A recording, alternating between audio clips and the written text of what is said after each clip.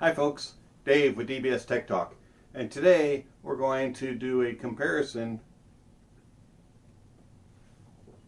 between two in-ear monitors, the RHA CL750 and the Adv-Sound GT3.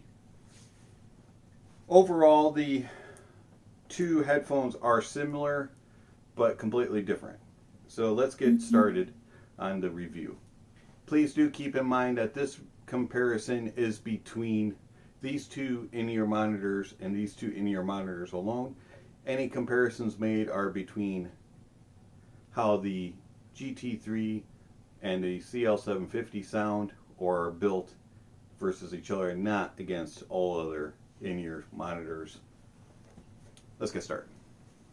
The GT3s are extremely well built. They have a very nice cable. You can get two cables with it. One comes with a microphone and a remote, and the other one does not. This is the silver plated cable. It is extremely thin, well built. Reminds me a lot of the cable that came with the Advanced Alpha, only nicer and a little bit longer. Has a nice splits and casings on them, and then the earphones themselves detach from the cable, and they are very small, light, and compact. Whereas the CL750 is more clunky, heavier, has a thicker cable that is sprungy, never truly straightens out, and just has this funny rubberized feeling to it. Very nicely built on the casings and split though. And then where they come up, they do not have detached cable, and the housing is small and round but more chunky than the GT3, but solidly built. Both have very classy branding on them. Neither one, the branding is gaudy or draws attention to it. It just states the facts of what the brand is and does its purpose. Overall, I would give the build quality to the GT3 and the design to the GT3. I just think they're really cool looking. But the RHA isn't ugly by any means, and they're not super heavy. They're just heavier than the GT3. Comfort-wise, the GT3 goes into your ear very easily and just wraps around, and then it doesn't put any pressure anywhere, and it just fits and is extremely comfortable. They do isolate really well. They're not noise canceling, but they're up there when it comes to non-noise canceling earphones as far as isolation. And they fit well, they hide away, you don't really notice them, and they're comfortable and extremely light. You can wear them for hours. The RHAs, they also are extremely easy to put in. The cabling just fits and they disappear in your ear. The only difference is they do add a little bit of pressure right down here on the lobe, and so after a while they can get a little heavy in that way, but they do not fall out, and they also isolate extremely well.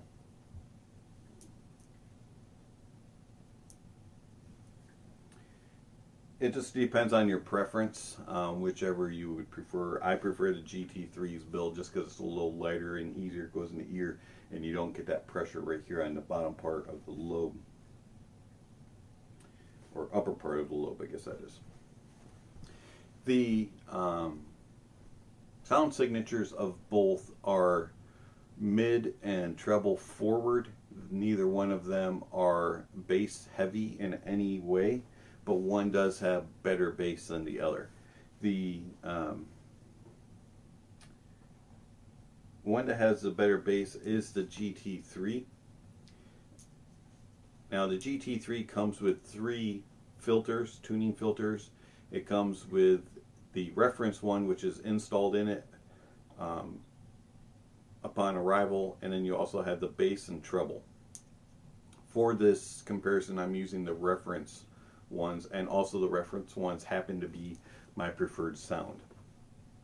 The bass ones add a little bit more warmth and a little bit more thump to it, but it also adds a little bit of muddiness to the sound, in my opinion.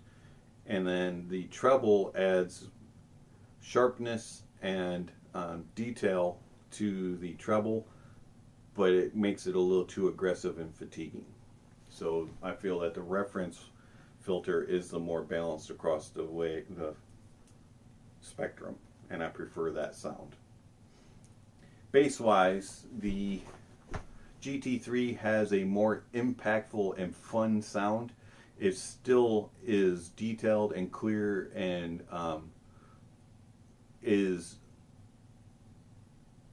natural sounding. It doesn't add anything extra in, but it just has a little bit more of a boost on it, and you just get a little more thump than on the RHA. RHA has similar tone and sound on the bass. It just isn't as boosted or as impactful, but both are very pleasant sounding and accurate to the sound. On the mids, both are very natural, both are very smooth, both have nice timbre to them, and they each have a a way of drawing you in to the music. The RHA sounds just slightly more recessed than the GT3. The GT3 has a very balanced across the board matching of all of the bass, the mids, and the treble, whereas the RHA has a slight V shape and the mids sound just a smidge recessed compared to the GT3. But the mids on both are amazing. Treble wise, both are going to be a love or hate, but the RHA is going to be more of the hate than the GT3. The GT3 has a slow climb to the treble and is more smooth and buttery, whereas the RHA has a more aggressive jump in the peaks and is more aggressive and can sound brighter, and also is more fatiguing in the treble. Both have great clarity, both have great detail, and both reach for the skies, but the RHA is on that edge of being too much, especially when you add in,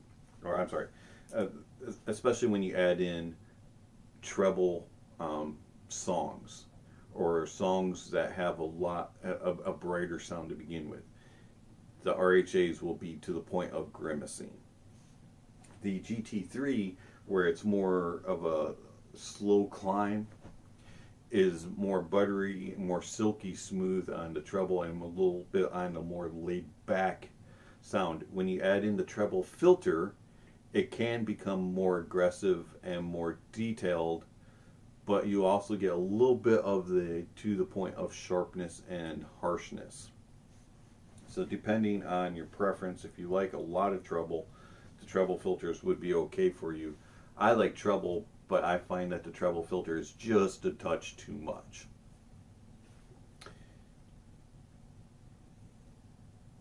Soundstage is not super wide on either, but you get a presence about it and an openness about it. It doesn't feel like everything's coming from inside your head. You do get a little bit, maybe shoulder width feeling. For an in-ear, that's fairly decent.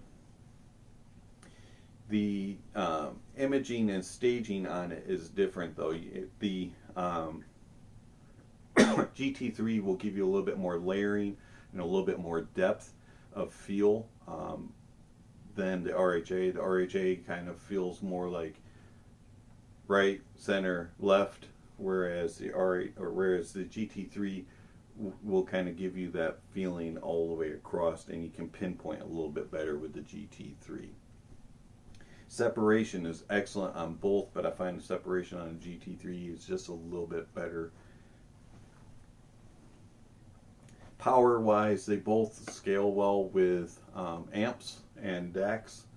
The RHA definitely needs an amp. It is 150 ohms, and the box comes labeled saying an amp is required. So I would highly recommend you use an amp. Now you can push them with a phone, but they will sound somewhat dull and aggressive in the treble.